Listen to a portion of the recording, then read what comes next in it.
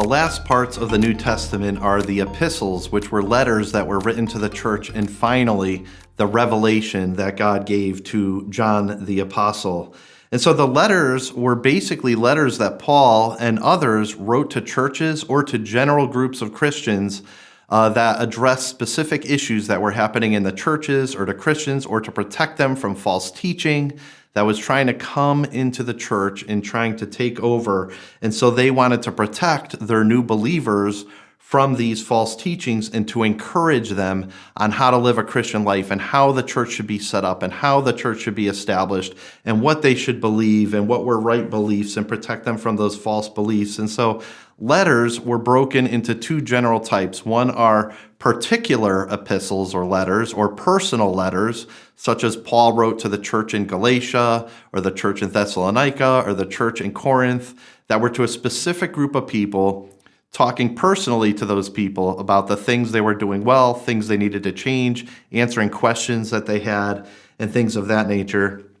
And then there are more general epistles, which would be Peter, James, and John, and Jude as well, which were generally written to a variety of different believers in different areas and for different reasons. And so that was the purpose of the epistles to the church. And in Revelation, that is the final book of the Bible. It starts with Genesis, the beginning, how things begin, in the original perfect creation that God had made, how man messed it up. We talked about how the Bible is a story written in 4 parts. The beginning, which is creation, God's perfect creation, the fall, how man sinned and rebelled against God and how sin ruined and permeated everything. And then the redemption, that was Jesus' death on the cross and his resurrection from the dead. And finally, the restoration we read about in Revelation, as it culminates with a lot of things happening in Revelation, but culminates with the victory of Christ over Satan, the establishment of a new heaven and a new earth that will be absolutely perfect. Now, in Revelation, a lot of things happen in between. It includes 7 years of tribulation. Those 7 years of tribulation include 3 sets of judgments, the seal judgments, the trumpet judgments, and the bowl judgments, all of which get progressively worse, to try to just rouse a world that is in rebellion against God to put their faith in him and to see the reality of what they're doing. It involves the mark of the beast, where people will finally be irredeemable, where they will follow and worship Satan over God and make that final choice that will seal their fate.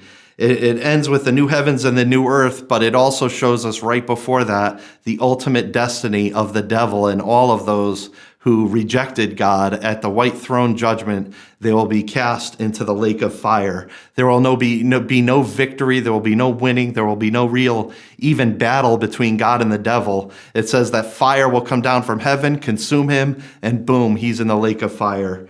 And so his destiny, as we go through the battles of life, as the Bible says in Ephesians 6, that our struggle is not against flesh and blood, but it is against spiritual forces of evil in heavenly places. All of these struggles, all of these battles, the end is already written. Our enemy's fate is already decided, and we will reign with God forever on the new heavens and the new earth and a new Jerusalem that is more beautiful than we can even imagine.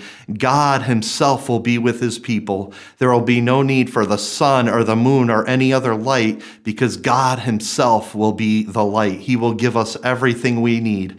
We will find joy in everything that we set our hand to. All work, everything we do, will be perfect and redeemed. There will be no more sadness, no more pain, no more sickness.